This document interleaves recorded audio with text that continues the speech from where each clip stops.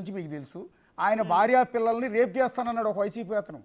So అంతటి దారుణమైన comment చేసినప్పుడు ఇదే జూనియర్ ఎన్టీఆర్, ఇదే మహేష్ బాబు, ఇదే వెంకటేష్, లేకపోతే ఇదే చిరంజీవి వీళ్ళు ఎవరు ఎందుకు రెస్పాండ్ అవ్వలేదు? ఈ స్థాయిలో ఎందుకు రెస్పాండ్ అవ్వలేదు? ఇవాళ కొండా సురేఖ మీద ఈ స్థాయిలో ఎందుకు యుద్ధం చేస్తారు? అంటే అక్కడ మహిళలే, ఇక్కడ మహిళలే కాదండి, అక్కడ మహిళలే, ఇక్కడ మహిళలే, వాళ్ళు సినిమా ఇండస్ట్రీ రిలేటెడే. జూమ్లకి ఈ మీటింగ్లకి వెంకటేష్ గారిని, నాగార్జున గారిని, జూనియర్ ఎన్టీ గారిని ఫోన్ల లైన్ లో తీసుకొని అప్పుడు ఎందుకు స్పందించలేదు, సమంత రావడంతో ఎందుకు స్పందిస్తాన్రా అని అడుగుండ్రి. ఎవరైనా ఏ మహిళ అయినా భారతదేశంలో ఉన్నారు కాదు, ప్రపంచంలో ఉన్న ఏ మహిళ అయినా మహిళనే. ఇంటింటికి మంటిపోయి ఉంటది. ఒక్క ప్రశ్న మీరు వీలైతే ఒక్కసారి జూమ్ వీడియో కనుక ఒక్కసారి ఆన్ చేయగలిగితే మీరు డైరెక్ట్ గా లైవ్ లో మాట్లాడచ్చు. ఫోన్ కాల్లో అందుబాటులో ఉన్నారు. ఒకసారి వీడియో ఏమైనా ఆన్ చేయగలుగుతారా? నేను వీడియో ఆన్ చేద్దామనేసే ఎప్పటి నుండి మీరు ఎప్పుడైతే స్టార్ట్ చేసిండ్రో అప్పటి నుండే ఉన్నాను, కానీ కనెక్ట్ కావట్లేదు. ఒక్కసారి ట్రై చేయండి. ఇప్పుడు రావాల్సింది మీకు ఇందాక నుంచి ఈ డిస్కషన్ ఎందుకు నడుస్తుంది అంటే, ఇప్పుడు రెస్పాండ్ అవ్వటం తప్పేమి కాదు, రెస్పాండ్ అవ్వాలి, ఆ యూనిటీ ఉండాలి. ఇంకొకసారి ఇంకొకళ్ళు ఇలాంటి కామెంట్స్ చేయకుండా అందరూ కలిసికట్టుగా పోరాటం చేయడం తప్పేమి లేదు. ఇక్కడ దాని గురించి వివాదం లేదండి. కానీ అవతల ఉన్నది కూడా మహిళే కదా, ఆ మహిళ విషయంలో రెస్పాండ్ కాని వాళ్ళు ఇప్పుడు ఈ మహిళ విషయంలో మాత్రం ఎందుకు రెస్పాండ్ అవుతున్నారు? దీనికి కారణం ఏంటి అంటే, అక్కడ ఉన్నది నాగార్జున కన్వెన్షన్ ఆల్రెడీ రేవంత్ రెడ్డి సర్కార్ కూల్చేసింది కాబట్టి, దీన్ని అడ్డం పెట్టుకుని నాగార్జునకి కేటీఆర్కి మధ్య మంచి సంబంధాలు ఉన్నాయి కాబట్టి బ్యాక్గ్రౌండ్ లో బీఆర్ఎస్ వాళ్ళు అంటే కేటీఆర్ వెనకుండి వీళ్ళందరినీ కొండా సురేఖ మీదకి ప్రయోగిస్తున్నారు అనేది కదా ఇక్కడ అలిగేషన్. అంటే ఇప్పుడు రోజా గారు స్పందించిండ్రు, ఖుష్బూ గారు స్పందించిండ్రు, అందరు సినీ ప్రముఖులు స్పందించిండ్రు. అంటే ఖుష్బూ గారు బీజేపీకి సంబంధించిన ఆమె, జూనియర్ ఎన్టీఆర్ గారు చంద్రబాబు నాయుడు వాళ్ళ చుట్టాలే, రోజా గారు వైసీపీకి సంబంధించిన ఆమె. అంటే ఒక సినీ అంటే సమంత గారి మీద ఎలిగేషన్స్ రావడంతోనే సినీ ప్రముఖులే కాదు, ప్రపంచ వ్యాప్తంగా ఉన్న ఫ్యాన్స్ అందరూ కూడా స్పందిస్తున్నారు. వాళ్ళని ఎందుకు స్పందించలేరు అనేది మీరు ఒకసారి వాళ్ళనే అడగాలని నేను కోరుకుంటున్నా.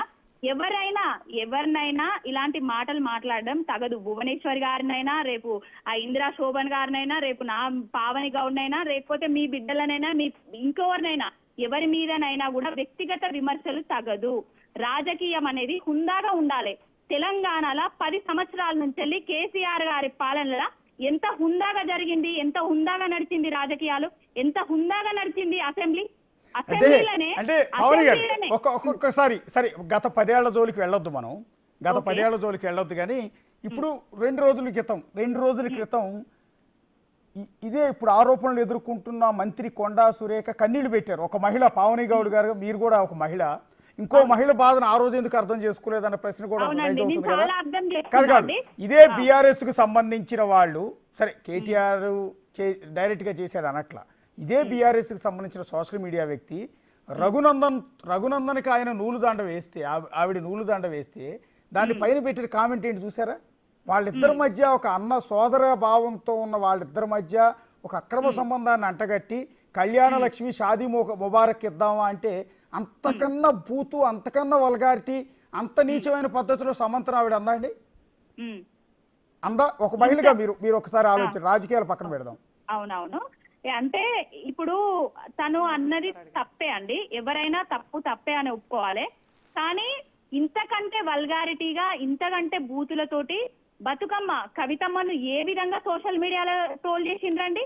లిక్కర్ ఎత్తుకొని, అసలు ఆమె లిక్కర్ దానిలో స్కామ్లా లేనే లేదు. ఆమె నిందితురాలు కాదు, బాధితురాలు, బాధింపబడ్డది. ఆమె చెయ్యని నేరానికి శిక్ష అనుభవించున్నది. ఆమెను వీళ్ళు సోషల్ మీడియాలో ఏ విధంగా ట్రోల్ చేసిరో ప్రతి ఒక్కరు చూసినామండి. మరి అది కూడా తప్పే కదండి. మరి అప్పుడు ఎందుకు మాట్లాడలేదండి మీరందరూ? నాకు అర్థం కావట్లేదు. అసెంబ్లీ సాక్షిగా సబితమ్మను, సునీతక్కను ఏమన్నారండి? వాళ్ళని నమ్ముకుంటే జూబ్లీ బస్ స్టాండ్ అన్నారు. ఏం ముఖం పెట్టుకొని అసెంబ్లీకి వచ్చి మాట్లాడుతున్నారు అని అన్నారు. అంటే భర్తలు చనిపోయిన స్త్రీలు అసెంబ్లీలకు వచ్చి మాట్లాడద్దా? భర్తల ఆశయాల గురించి పనిచేయొద్దా? ఈ సంస్కృతిని తెరలేపిందే రేవంత్ రెడ్డి. ఈ సంస్కృతికి తెరలేపిందే తెలంగాణ రాజకీయాలను భ్రష్టు పట్టిస్తున్నదే రేవంత్ రెడ్డి, నేను కాంగ్రెస్ వాళ్ళని అనట్లేదు, తెలంగాణ ఉద్యమకారులను కూడా అనట్లేదు, తెలంగాణ ఉద్యమంలో ఉన్న కాంగ్రెస్ వాళ్ళను కూడా అనట్లేదు. ఉద్యమ ద్రోహుల పంచన చేరి ఇదే రేవంత్ రెడ్డి గారు సోనియా గాంధీని ఏమన్నాడండి? బలిదేవత అన్నాడు. రాహుల్ గాంధీని ఏమన్నాడండి? పప్పు అని అన్నాడు. ఇప్పుడు సోనియా గాంధీ గారి, రాహుల్ గాంధీ గారి పుట్టుక గురించి తప్పుగా మాట్లాడితే మా కేసీఆర్ గారు కదా స్పందించింది, మా కేసీఆర్ గారు కదా బాసటగా నిలిచింది. దేనికైనా ఎవరైనా ఏ స్త్రీ అయినా స్త్రీనే, ఎక్కడ స్త్రీలను పూజించబడతారో అక్కడ దేవతలు కొలువై ఉంటారండి. దీనే రేవంత్ రెడ్డి అనేటాయనే చేసింది చెప్పుకోవడానికి ఏం లేక, భవిష్యత్తులో కూడా చేయడానికి ఏం లేక, పరిపాలన చేతగాక డైవర్షన్ పాలిటిక్స్ చేస్తున్నాడు. కేటీఆర్ సినీ ప్రముఖుల ఎన్నిక నుండి నడిపిస్తున్నాడా, లేకపోతే కేటీఆర్ అమెరికా